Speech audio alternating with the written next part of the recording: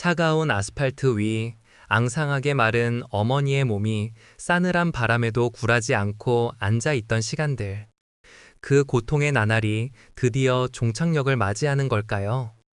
하지만 모두가 기다려온 이 공식 사과는 어쩌면 또 다른 질문의 시작일 뿐인지도 모릅니다. 안녕하세요. 연예계의 숨겨진 이야기와 진실을 파헤치는 49 연예월드입니다. 오늘은 그 어느 때보다 무거운 마음으로 한 젊은 생명의 안타까운 죽음 뒤에 감춰졌던 우리 사회의 어두운 단면을 마주하고자 합니다. 내일 오전 10시 서울 상암동 MBC 사옥에서는 한 여인의 한 맺힌 울음이 비로소 마침표를 찍는 듯한 순간이 펼쳐질 예정입니다. MBC 안영준 사장이 직접 마이크를 잡고 고 오요한나 기상캐스터의 유족 앞에서 공식적인 사과를 표하는 기자회견을 가집니다. 단순한 형식적인 사과가 아닙니다. 지난 몇 년간 우리 사회를 뒤흔들었던 한 젊은 생명의 억울한 죽음, 그리고 그 죽음 뒤에 숨겨진 직장 내 괴롭힘이라는 차가운 진실에 대한 뒤늦은 인정이자 어쩌면 이제야 비로소 시작되는 반성의 과정일지도 모릅니다. 이 자리에서 MBC는 고인에게 사과하고 명예사원증을 수여하며 다시는 이러한 비극이 반복되지 않도록 재발 방지 대책과 제도 개선 방안을 약속할 것이라고 밝혔습니다. 이 소식이 전해진 오늘 많은 이들이 기대와 우려, 그리고 여전히 가시지 않는 분노의 시선으로 이 사건을 바라보고 있습니다. 과연 이번 사과가 그동안의 상처를 진정으로 치유할 수 있을까요? 아니면 땜질식 처방에 불과할까요? 2021년 MBC 기상캐스터로 발탁되어 MBC 뉴스, MBC 뉴스투데이, 라디오 세상을 여는 아침 등 다수의 프로그램에서 밝고 활기찬 모습으로 시청자들에게 날씨를 전했던 고 오요한나 기상캐스터. 그녀는 방송이라는 꿈을 향해 달려온 재능 넘치는 젊은이였습니다. 하지만 그녀의 꽃다운 28걸새는 작년 9월 15일 갑작스런 비보와 함께 막을 내렸습니다. 그녀의 사망 소식은 무려 3개월이 지난 후에야 세상에 알려졌고 그 후 올해 1월 그녀의 휴대전화에서 발견된 유서가 모든 의혹의 시작이었습니다. 유서에는 직장 내 괴롭힘에 시달렸다는 내용이 담겨 있었고 이는 고인이 극단적인 선택을 하기 전까지 얼마나 힘든 시간을 보냈는지를 짐작케 했습니다. 사랑하는 딸을 잃은 유족들, 특히 어머니 장현미 씨는 딸의 억울한 죽음을 밝히고 진정한 사과를 받아내기 위해 홀로 긴 싸움을 시작했습니다. 그녀의 외침은 처음에는 공허한 메아리처럼 들렸지만 결코 포기하지 않는 어머니의 절규는 사회의 무관심을 흔들기 시작했습니다. 고용노동부가 지난 5월 발표한 MBC에 대한 특별 근로 감독 결과는 이 사건의 핵심적인 논란을 더욱 부각시켰습니다. 고용노동부는 단순한 지도나 조언을 넘어 사회 통념상, 업무상 필요성이 인정되기 어려운 발언이 반복됐다며 고인에 대한 직장 내 괴롭힘 사실을 인정했습니다. 즉, 오요한나 기상캐스터가 부당한 대우와 괴롭힘에 시달렸다는 것은 국가 기관에 의해 공식적으로 확인된 사실인 것입니다. 그러나 동시에 고용노동부는 충격적인 단서를 달았습니다. 바로 근로기준법상 근로자로 인정되지는 않아 직장 내 괴롭힘 규정이 적용되지 않는다는 것입니다. 이 한 문장은 이 비극의 책임 소재를 더욱 모호하게 만들었고 직장 내 괴롭힘 방지법의 맹점을 여실히 드러냈습니다.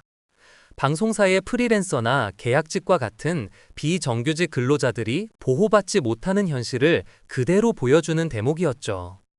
괴롭힘은 명백히 존재했지만 법적 테두리 안에서는 그 행위에 대한 직접적인 처벌이나 고용주 측의 법적 책임 추궁이 어렵다는 모순적인 상황이 벌어진 것입니다. 이는 많은 이들에게 깊은 좌절감과 분노를 안겨주었으며 법의 사각지대에 놓인 이들의 인권 보호에 대한 근본적인 질문을 던지게 했습니다. 어머니 장현미 씨는 이러한 현실에 좌절하지 않았습니다. 그녀는 딸의 명예를 회복하고 다시는 자신과 같은 아픔을 겪는 사람이 없도록 하기 위해 지난달 8일부터 서울 상암동 MBC 건물 앞에서 단식 농성을 시작했습니다. 차가운 길바닥에 앉아 오직 MBC 측의 공식 사과와 재발 방지 약속을 요구하는 어머니의 모습은 보는 이들의 가슴을 먹먹하게 했습니다. 그녀의 굳건한 의지와 딸을 향한 애끓는 사랑은 시간이 지날수록 더 많은 이들의 공감과 지지를 얻어냈습니다. 수십 일이 넘는 농성 끝에 마침내 지난 5일 MBC와의 잠정 합의가 이루어졌습니다. 어머니는 농성을 마무리했고 MBC는 이 합의에 따라 기존 기상캐스터들에게 불이익을 주지 않는다는 전제하에 이들의 직무를 폐지하고 정규직 기상기후 전문가로 전환하기로 약속했습니다. 이는 비정규직 기상캐스터들의 고용 안정성을 확보하고 다시는 이와 같은 비극이 발생하지 않도록 제도적으로 개선하겠다는 의미로 해석될 수 있습니다. 오랫동안 논란의 중심에 있었던 기상캐스터 직무의 모호한 위치와 불안정한 고용 형태가 고 오요한나 기상캐스터의 안타까운 희생을 통해 비로소 개선의 물꼬를 트게 된 것입니다.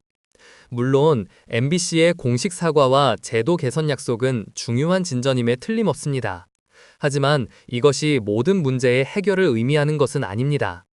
현재 유족 측은 직장 내 괴롭힘의 가해자로 지목된 동료 기상캐스터 A씨에 대해 별도의 손해배상 청구 소송을 제기하여 재판이 진행 중입니다.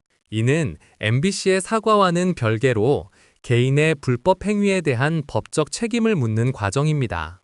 즉, 기관 차원의 사과가 개인의 잘못을 면책시켜주는 것은 아니며 정의 실현을 위한 유족의 지난한 싸움은 아직 끝나지 않았다는 것을 의미합니다.